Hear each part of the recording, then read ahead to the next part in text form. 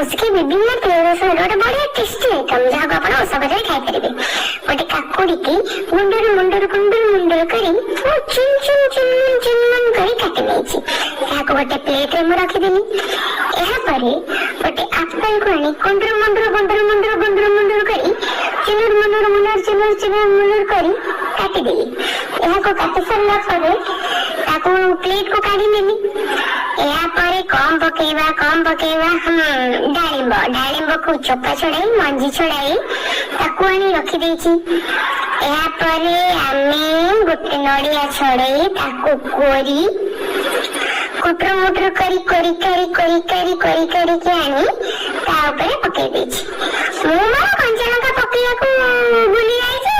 तमे तमरा काटी कुटी के पके देबो कंचा लंका जति आगा खाए कथा गोटे पका पांचटा पका तम मन हिसाब से तम पकेबो। हाइटू पकई सारा परे दही ले गली गोटे जगह में दही पुचुर पुचुर पुचुर करी पैकेट देरु बाहर कर दे। सेठू गोलुर मुलुर गोलमरिच गुंड पकई देली। सेठू लंका जीरा गुंड थिला ताकू दे पकई देली। सेठू चीनी डेढ़ चामच पकईले परिमाण हिसाब से हल्का मिठा लगे पकई दो। तापर कड़ा में टिके चिंची देली। कटा है कि रखिथिबा काकुड़ी डालिंब सेव सब पकई गुंडुर मुंडुर करी घांटी देली। हे गला आज मैं अपन विभिन्न